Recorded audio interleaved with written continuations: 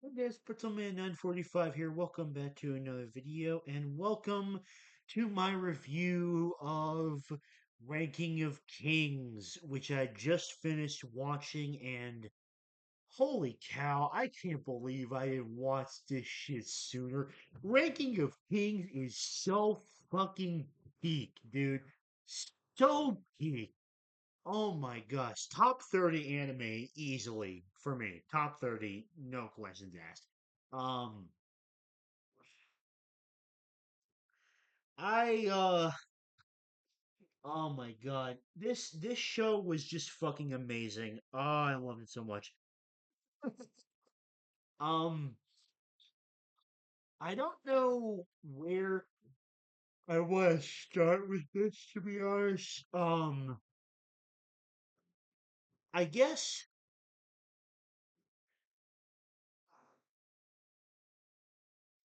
this is going to be the title of the video, and I think it's my main point about like the thing I liked most about Ranking of Kings. So I'm going to talk about my favorite aspect of the show first, um, which is the incredible balance that it strikes with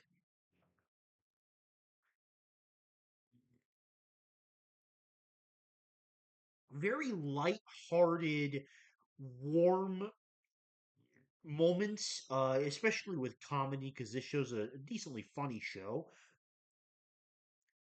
How that is mixed so well with like Game of Thrones type politics and like incredibly serious character relationships and very serious backstory and trauma that a lot of the characters go through.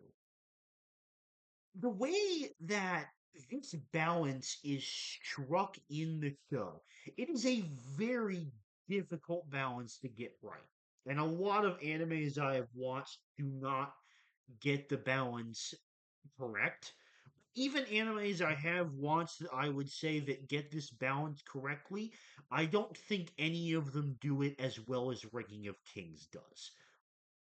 Because there is so much nuance in all of the characters and in every single scene, like of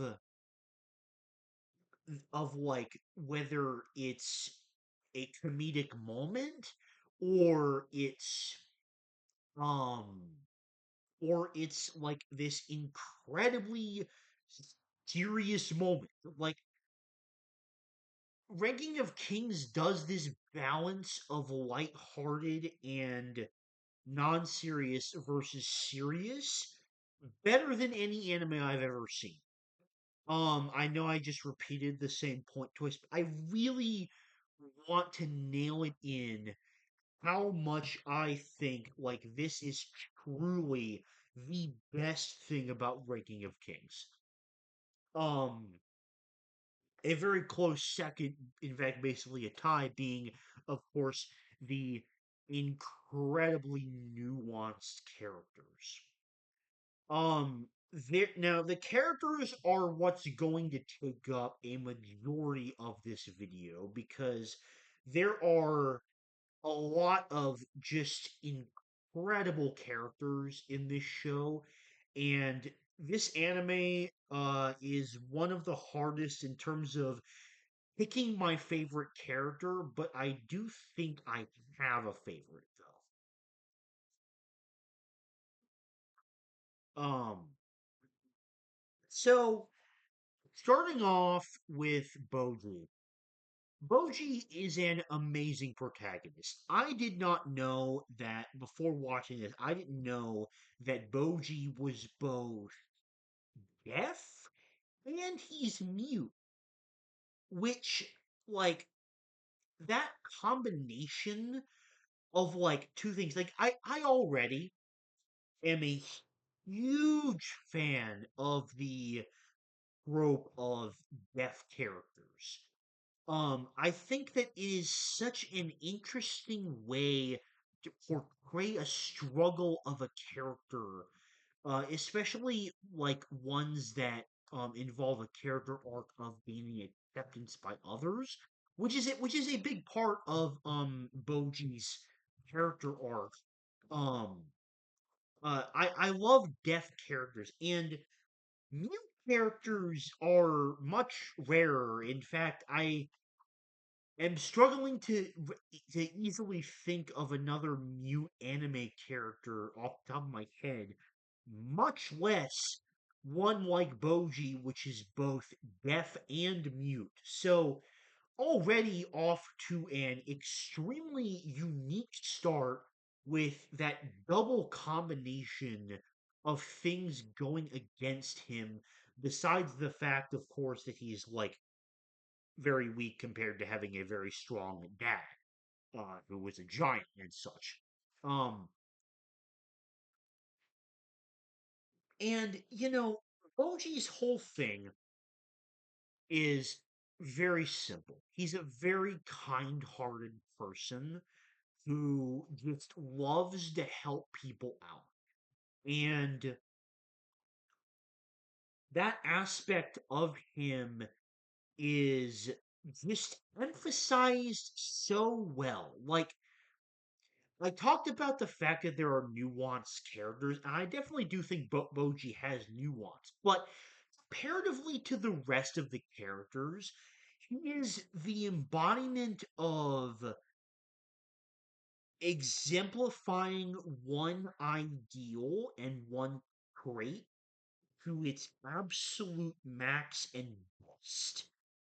And this being like the fact that he is an extremely kind person who is born to be a king because he has the right level of emotional maturity for it. And another character trope that I just love, which Boji squarely falls into, is this idea of um child characters needing to act like adults but still struggling with being a kid. That is a trope that I fucking adore, and Boji has that in spades. That's another ideal and trait that he exemplifies to such a incredible degree. Um, and like what I love, I think most about Boji is the fact that all of his actions feel very realistic, and this sort of ties into the trope I just talked about. But I love how all of his actions feel real and genuine to what a kid his age with that kind of personality would do. Like, anime is fiction.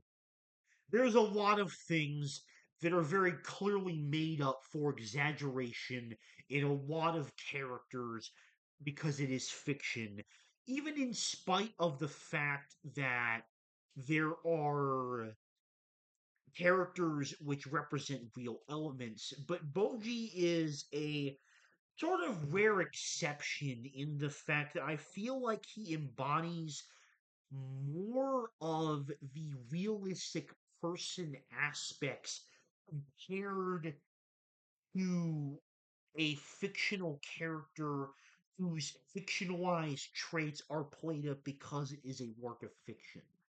Um, it feels like he embodies more real things than fake ones, and it's very rare that the balance is sort of upset like that. Um, and I love seeing that with Boji's character. Already 9 minutes in, I've only talked about one character. This is going to be a long video, I feel.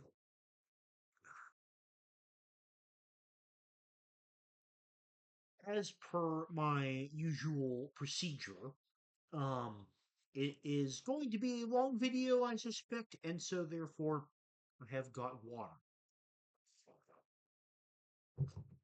All right, now we will continue. Next character I will talk about is Kage. Um, Kage is perhaps the simplest character in the series.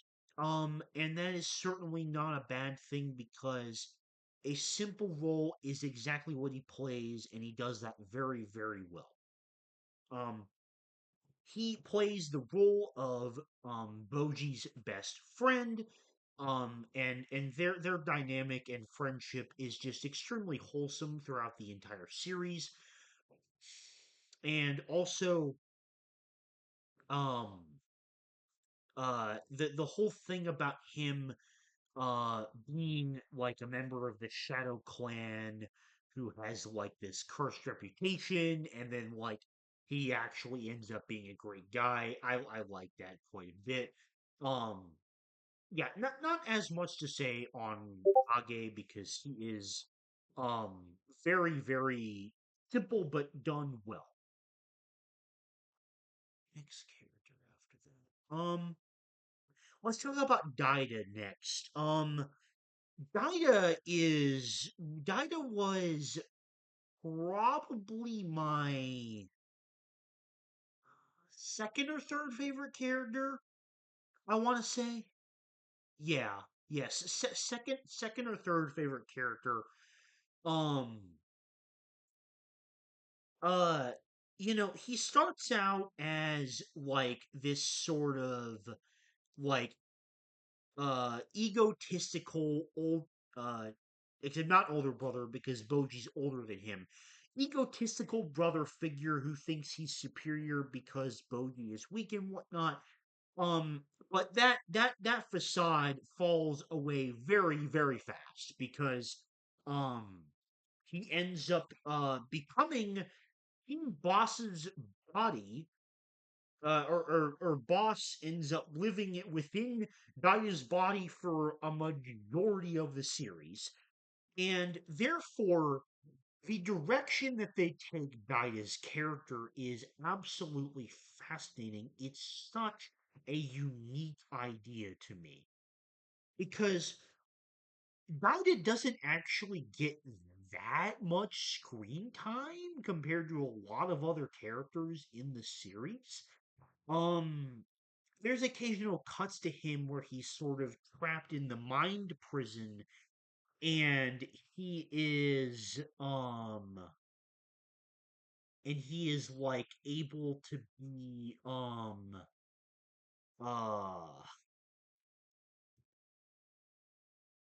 he like is shown memories of either Naranjo or Boss or something like that. And then he sees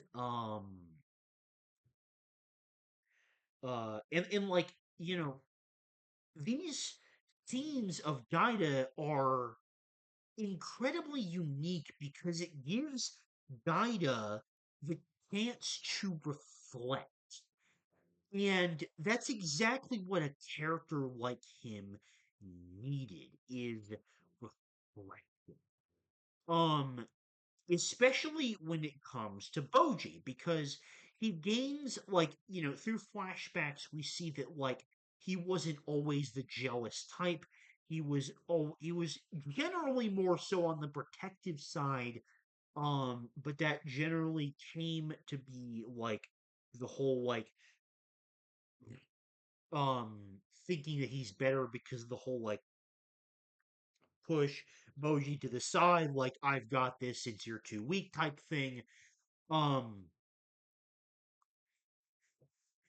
and him reflecting on that and like seeing how Boji grows, being proud of Boji as a brother, um being like justifiably mad at Boss for his actions, and like eventually like um empathizing with Morango, and uh uh, uh, wanting to marry her, which is just, by the way, like, uh, completely insane. Like, what is the age gap between them? But it's whatever. Um,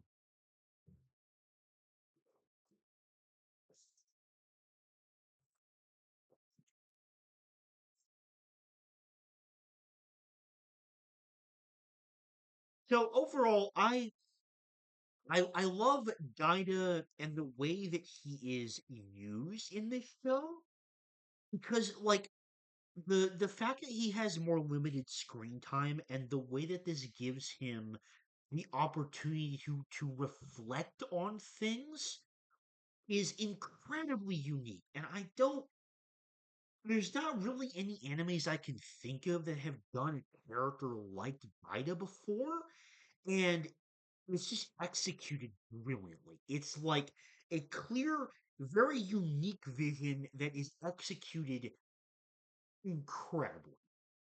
Um, who should be the next one? Probably Hilling, I would guess. Yeah, Hilling. I go back and forth between whether I like Dinah or Hilling better. As of making this video right now, I think my slight preference is to Hilling, and that's because she is one of the best mother figures I've seen in an anime in a long time. Similar to Dinah, she has a very stereotypical beginning your character where she is like the second queen who seems to vastly prefer her own son, but there is so much more depth to her than that because it's so obvious after a few episodes that she grows to love Boji like almost the same amount as Daida, and she loves them both as both of her sons, even though she did not actually birth Boji.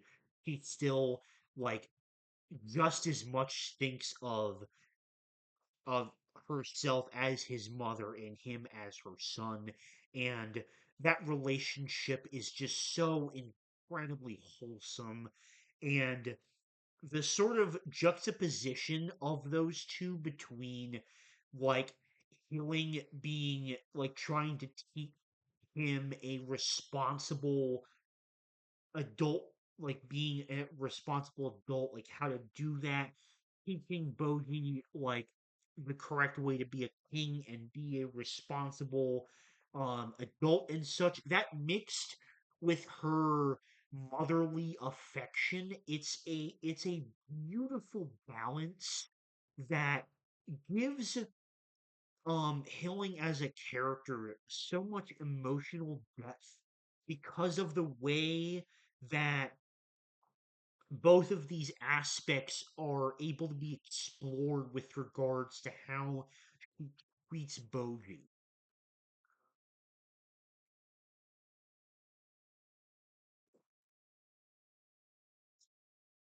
And in my opinion, Healing is like a perfect mother figure in this balancing of loving toward her children, but also trying to instill lessons within them to make sure that they succeed.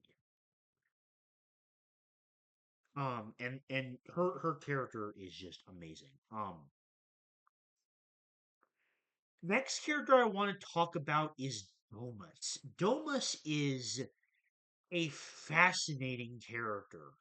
Um, because he seems like he is on the side of Boji, and for a long time he is, but his desires as a warrior selfishly cause him to prefer Daida simply because Daida is much more skilled and stronger with a blade than Boji is until he gets trained by Despot. Um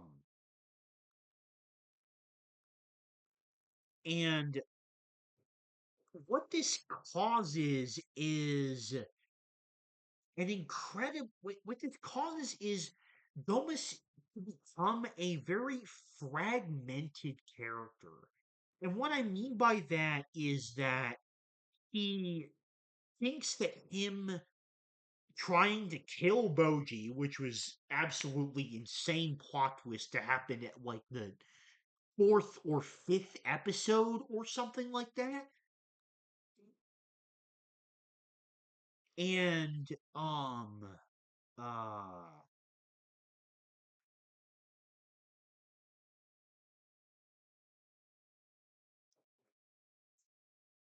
and then like the way that he thinks that this action was done out of loyalty when in fact it was more so a selfish action.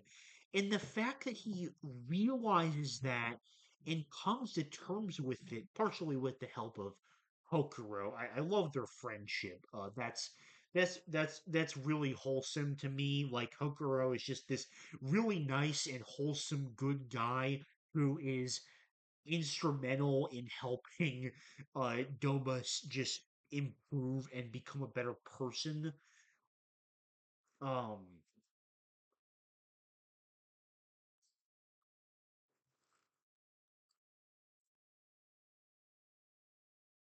and I think that Domus's fragmented personality and sort of the struggles of um being like coming to terms with his loyalty and um uh what's the word redeeming himself for his sins. Um I think that like this is no better reflected than in the in my gosh, this light never been a good system going for that.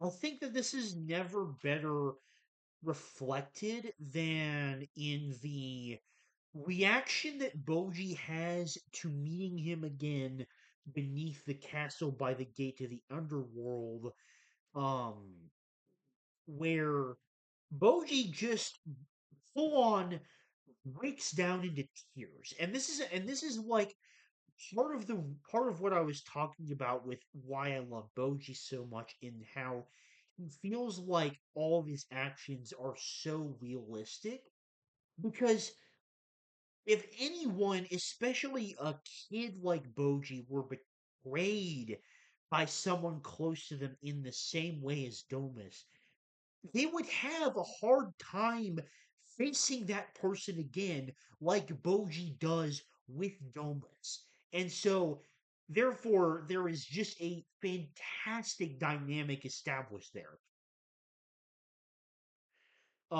I love Domus. He is an amazing character.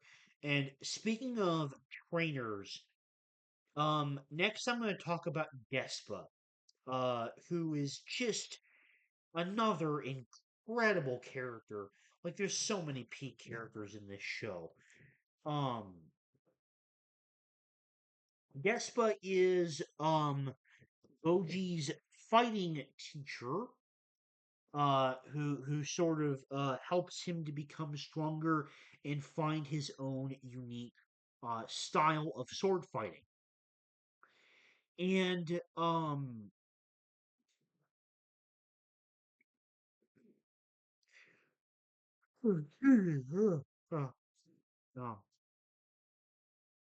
and the whole culmination in Despa's character, like as more is revealed about him and like his connection to Okin and Deza as brothers, and also like how that highlights his similarities to Boji being pure human,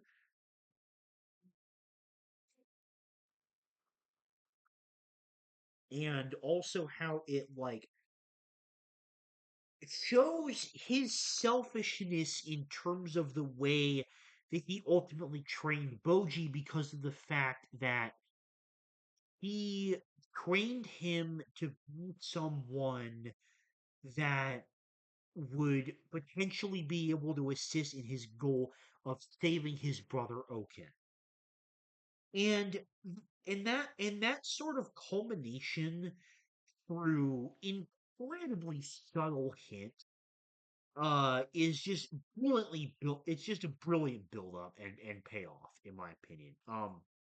And Despa is just a really funny, entertaining guy who is such a good teacher and also friend to Boji. I love Despa. Um, Now speaking of his brothers, we'll start with Desha, and Desha is quite an entertaining character because he is like the number two ranked king, eventually accepts number one. I'm very, very curious to see where that goes within the plot line of Ranking of Kings. Um because supposedly that is the option to help uh save Okin. Um And then Okin, like, when he's first introduced as the Sword King of the Underworld, like, you can tell that he is an absolute problem. And this is very quickly proven because of the fact that he is, uh, with the exception of Boss, like, easily the strongest fighter of all the characters. Me, anyway. Like, maybe Dessa is also stronger, but to me, he looks like easily the strongest physical fighter, uh, mainly because of the fact that he is immortal.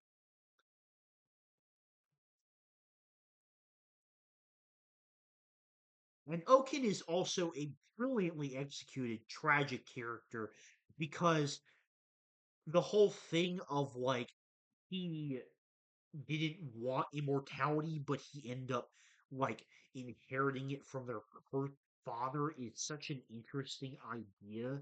And like the way that all three of them get different aspects, and that's the thing that he sort of gets cursed with um is just fascinatingly brutal and cruel, but like brilliantly tragic and executed well at the same time.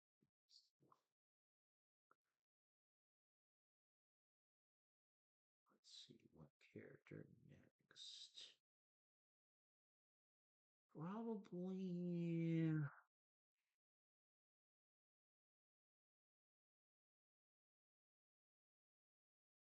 Probably Boss. Let's talk about Boss next. Um, Boss is one of the most layered characters. The only one being more so is probably Moranjo. Um, Boss is so interesting because he dies very, very early on, like literally only in the third episode.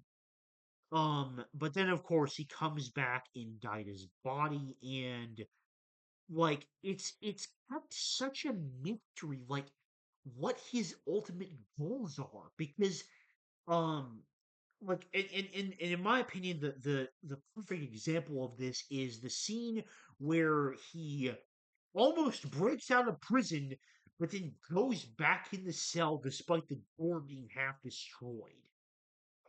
And like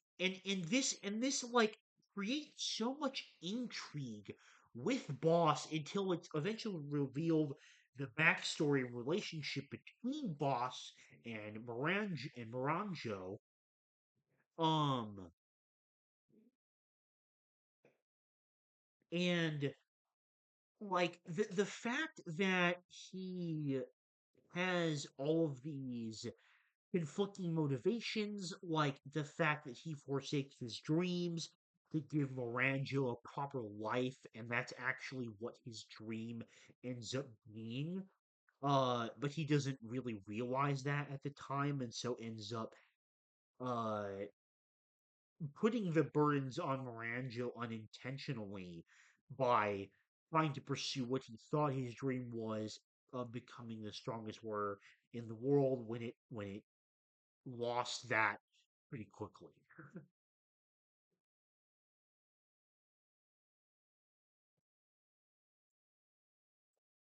And the fact that he's a giant also is just like really cool because the concept of giants to me in any kind of fantasy work is just cool.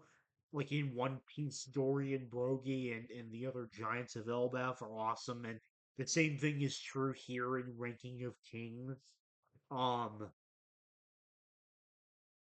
like the fact that he's just a giant is really freaking cool, and uh sort of his policy for being a king is really interesting and how it was secretly like all trying to help Moranjo the entire time, and their relationship is probably the best in the show to me. Now, speaking of Moranjo, I think that Moranjo is my favorite character in the show because he is such a, he's introduced as the woman in the mirror who Gaida talks to a lot. Um, and then, like, he does the whole thing of helping Boss get his body back, and she wants the kingdom destroyed. And there are so many questions around who Moranjo is and what her goals are. And the incredible thing about Moranjo to me is that the entire time he was not a hateable character in the slightest. Like like every action that she did that was very bad was at least in my opinion, other people might have had a different experience watching the show, but like I could never find myself hating Moranjo for her actions.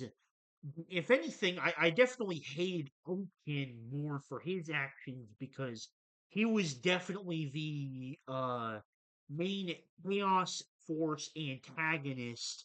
If Moranjo was the primary villain, then Oaken was definitely the main antagonist with how he was just killing everybody or almost killing everybody. But thankfully, Moranjo turned out to turn like was reminded of the good person within her, and I didn't mention this much with Gaia because I was kind of waiting to talk about it with Moranjo herself. But a big part of Gaius's character um is helping Moranjo with her past trauma and fixing the very troubled emotional state for her childhood of being betrayed by everybody that she knew.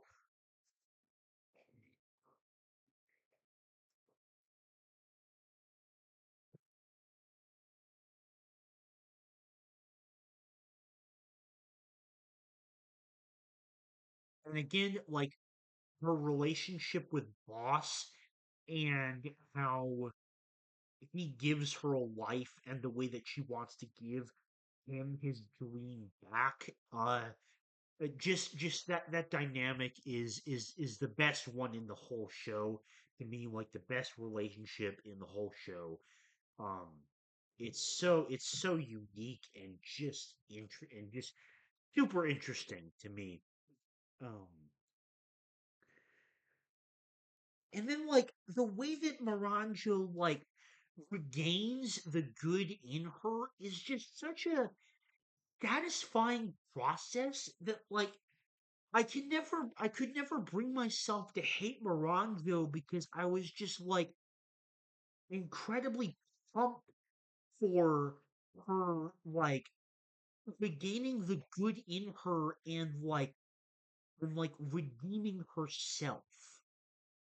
And that's what I think is the incredible part about Miranjo as a character, and why she's my favorite character in the show, is that balance between he is not hateable, and yet it was still incredibly rewarding to see her go on and redeeming things. Um, so that's that's most of the characters. That's really the major ones that I wanted to talk about, I think. And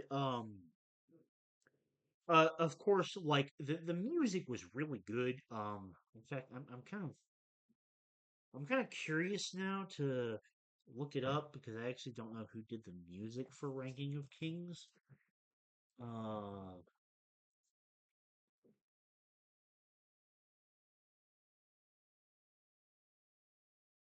Ayuko. Huh. How interesting.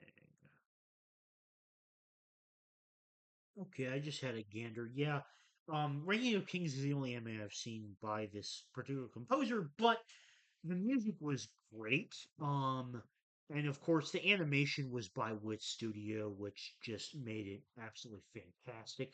Um, Especially the art style in this show was just beautiful, so expressive, such such vibrant backgrounds as well, just absolutely beautiful.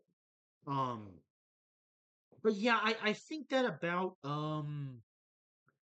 sums up my thoughts on the show. Yeah, I think that's probably everything.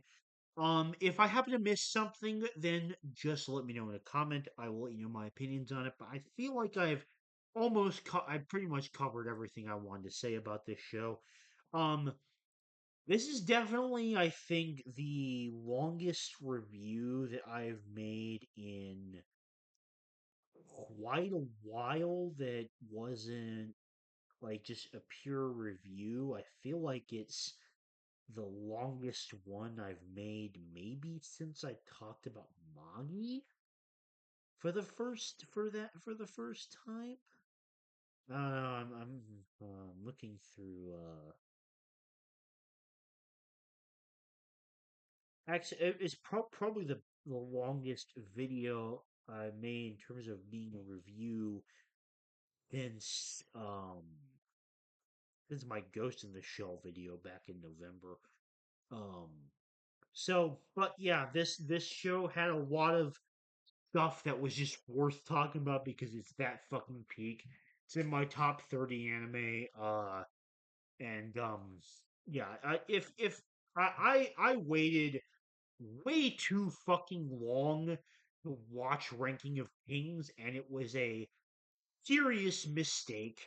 I don't know how I did not watch this show until now because it is genuinely incredible, and it is definitely an anime that I'm going to be recommending to a lot of people that want to get into anime because I think that this would be such a brilliant gateway anime. Um, so yeah. That's going to do it for this video. Thank you very much for watching, and I'll see you all later. Bye bye.